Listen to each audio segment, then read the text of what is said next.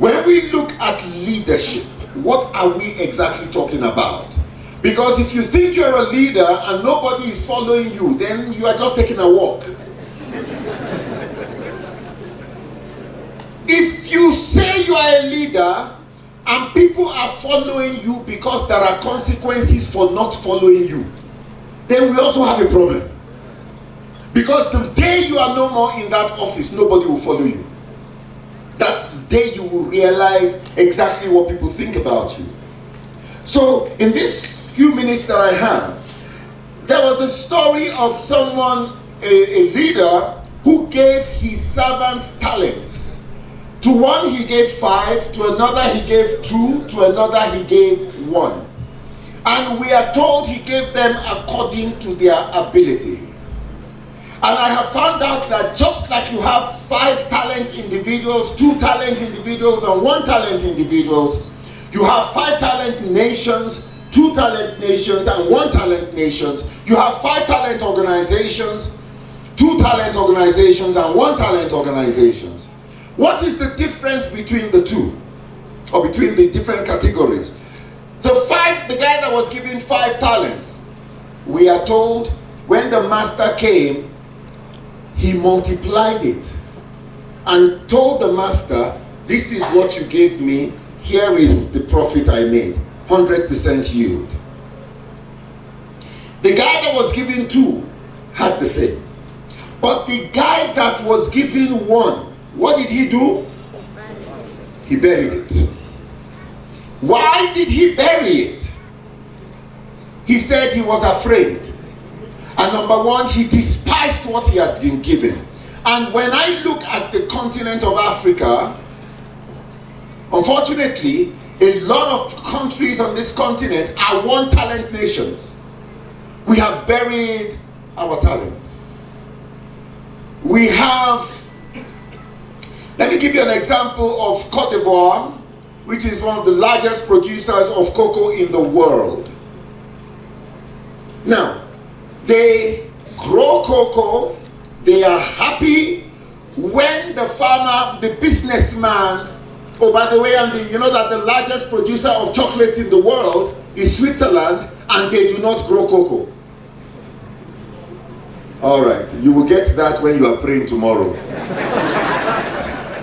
That the largest producer of cocoa is Côte d'Ivoire. But the largest producer of chocolates has no cocoa. And that is the story of a lot of our continent. And I believe my assignment is to help the continent to move from 1 talent to 5 talent. Now, they did not do anything about it because they have not had the leadership to inspire them to move from 1 to 5.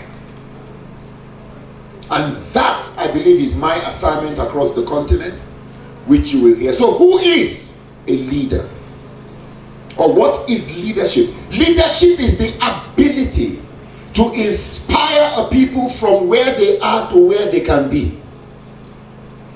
The ability to inspire us from 1 talent to 5 talent. A lot of people don't know that in 1960, China was going through what they call the Great Famine. The Great Famine. About 40 million people lost their lives because of starvation in China in 1960. It was so bad, many of them resorted to cannibalism. 1960. And this is the same China that Africa looks up to today. What happened? They went from 1 talent to 5 talents. Singapore in 1960 was nowhere where we were. I mean, come on. In 1960, Africans, we already had some high-rise buildings. People were using lifts. In Singapore, they were scared to use the lift. When they were moved from their slums into high-rise buildings, They were scared to use the lift. Some of them were rearing their pigs in the balcony on the 12th floor because they were scared. But what happened? They were inspired to move from 1 talent to 5 talent. Or they were inspired for transformation. Every single government, every single organization I have worked for in the last 30 years has a transformation agenda. But the fact that you have a transformation agenda doesn't mean it will happen. How will you know if transformation has happened? I'll give you an example. 1979 in Lagos, we're preparing for presidential elections. This is the election that brought in a man called Shehu Shagari. Now, when they were campaigning, and I know this room is full of politicians, but remember, I'm talking about Nigeria, not Kenya. Because what I'm about to say does not apply in Kenya. Are you ready to hear me? Yes. So in 1979, they promised all sorts of things, but do you know there were key things that were promised? Water, electricity, roads, hospitals, and schools. Water, electricity, roads, hospitals, and schools. 1979. 2019, we had another election. Guess what they were promising? No. This is Nigeria, not Kenya. Don't get me into trouble. The speaker is here. Don't get me into trouble. I beg you.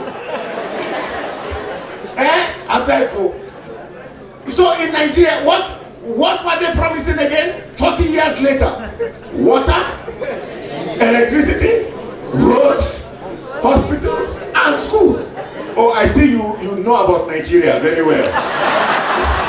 You have been reading about Nigeria. Now, that is the reality. And let me tell you, so how do you know if transformation has happened? If your problems have not changed, transformation has not happened. It's like, and many times, we just focus on the superficial. There was an airline. You don't believe it, but Nigeria once had an airline called Nigeria Airways, and it was one of the biggest in Africa. But guess what happened? We kept losing money. The airline kept going down, and kept going down, and kept going down. I'm talking about Nigeria Airways. You need to hear me very well. What airline am I talking about? No. I didn't say KQ. I said Nigeria Airways. Nobody should misquote me. Now, so one day, I met someone, and he said, Wale, I know why Nigeria Airways is failing. I said, why? Because I knew why Nigeria Airways was failing. Because if you got into a Nigeria Airways flight going from Lagos to London, anybody who was powerful in Nigeria could just write a note and say, please issue a ticket for so and so. So you find that a flight is going to London, 80% of tickets are complimentary. So you find an oga who is a boss somewhere, maybe in business class, his wife is there. In economy, his concubine is there, or the other way around. I don't know how they do it.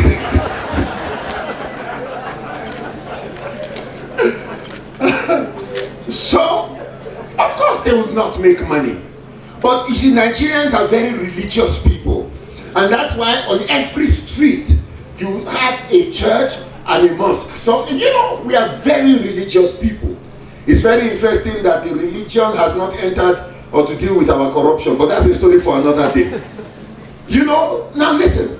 So this guy said, I know why Nigeria Airways is failing. Why? He said, it is the logo. I said, Oga, logo.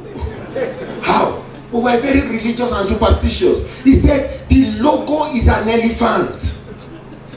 So you see, because the elephant is a heavy animal, when the airline is trying to lift up, the weight of the elephant is keeping the airline down. That is why Nigeria Airways is not making money. So guess what they did? They changed the logo. into an eagle. And a short while after, the airline collapsed. You can change everything on the outside. If we don't change the thinking, transformation will never happen. And there's a difference between civilization and development. Development is we're building houses, we're building roads. Civilization is we know how to use them. You can be developed without civilized. That is the story in a lot of Africa. So, to understand transformation better, you need to think of a butterfly. One form, you see, when you look at the English word transform, what does it mean? When you hear transatlantic, what does it mean? Across the Atlantic.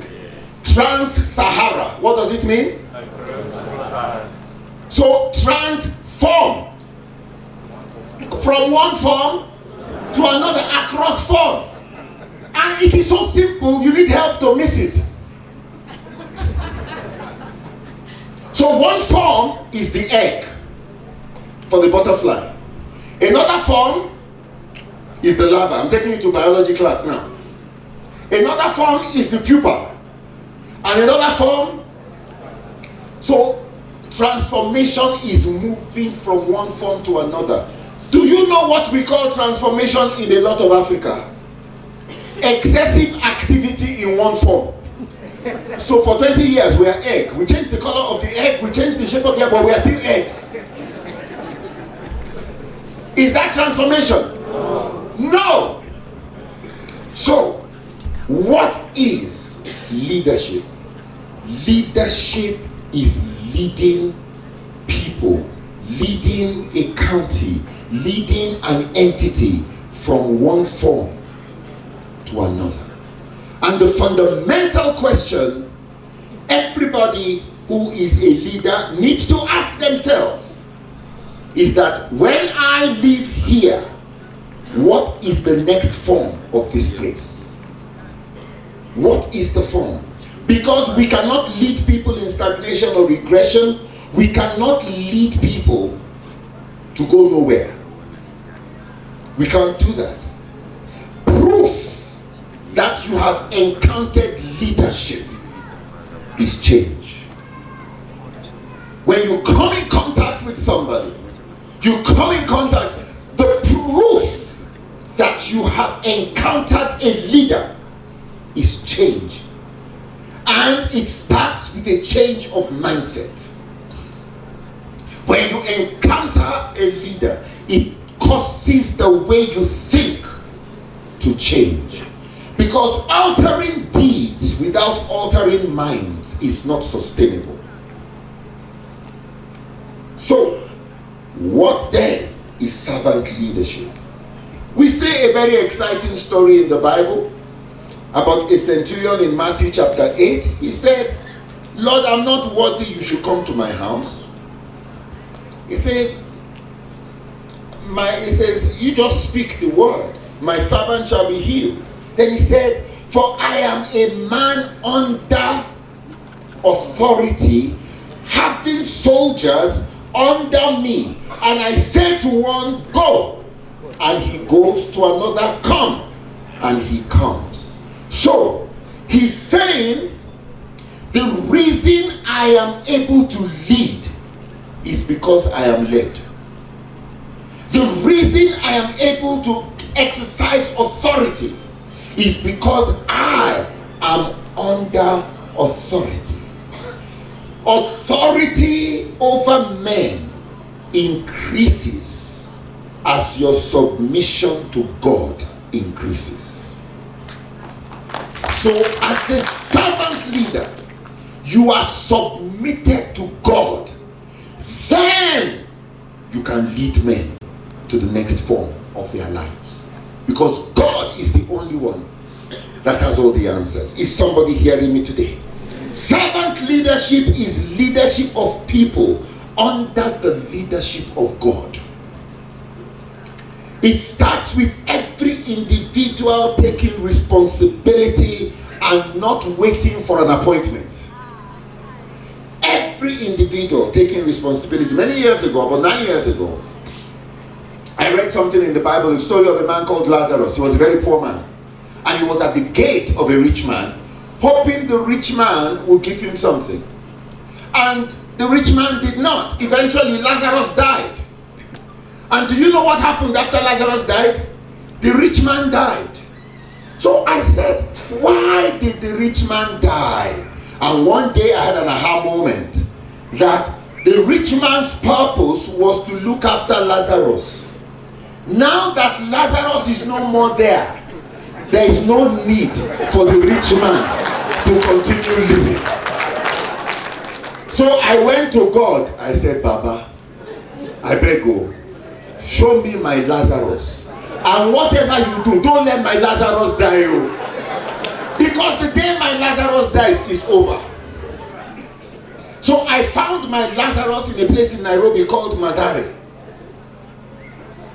So I met these kids and my heart was drawn to them. I'm talking of leading people because you have been led by God. I saw these kids in Madare and I went there. I met with some of them and we arranged for me to go to the heart of Madare. Now, as a consultant, one of the biggest dreams I always had was to work with the United Nations as a consultant. But it wasn't happening for some reason. So the day I was going to Madare was a Saturday. Somebody was calling me, an aunt of mine. Tia Wale, where are you? I said, I'm going to Madare. She said, are you mad? You never went to a Nigerian slum. You now want to go and commit suicide in Madare. What is wrong with you? So I switched off the phone and I went. And that was the day my life changed. I met these kids who had nobody who was thinking about them. Many of them had nobody to call father. And so I made it my mission to empower these kids. Now, that evening, after I had finished my session with them in Madare, my aunt called me back. She said, Wale, since you're not going to listen to me, you got to come home tomorrow. I'm going to talk sense into your head, and somebody is going to talk sense into your head. So I went to her house and I met this very elderly, respectable gentleman. He said, what are you doing there? And I showed him my blueprint. I said, this is what I want to do. I want to transform young people in this country. I said, the program is called Zero to Hero. I said, first things first. My message to them is that if your mind leaves the slums, your body cannot stay. So I took them through, programs to change their thinking and all that. You know what that gentleman said? Would you like to do this with the United Nations? I tell people Madare was my open door to the UN. A few weeks later, I was on my first United Nations assignment, traveling to speak at the African Urban Youth Assembly. And next thing, we were picked on by the UN leadership to drive transformation across the UN for about 2-3 years. When you are under the leadership and authority of God, God will ensure that your authority space among men is increased. Is somebody hearing me? And that's how I got to the UN. And from the UN, other companies, biggest companies in the world began to call me to help with transformation. I've worked with Google, worked with Coca-Cola, worked with Oracle, the biggest companies on earth. But it started in Madare. And that's why the Bible says God's ways are not our ways. Who would have believed that your breakthrough was in Madare? But when you are submissive to the leadership and authority of God, your leadership and authority over men will be increased. And so we started a program that has transformed lives. People who are gangsters, one of my daughters from Madare joined a gang at the age of 14 because she did not have money to buy sanitary towels. So we decided, let's take this across the country. So we went to Nakuru.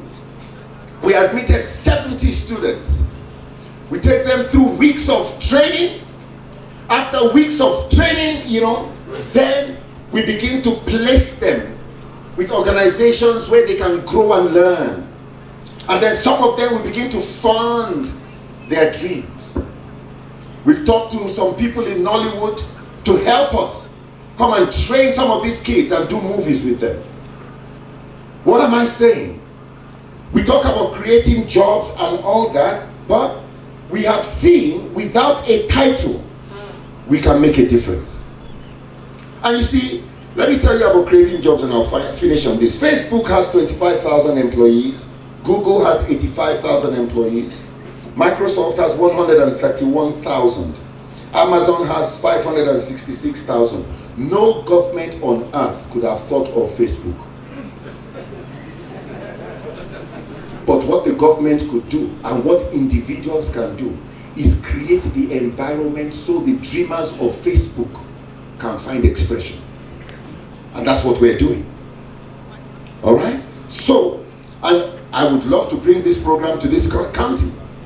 I would love to. You know, it's not.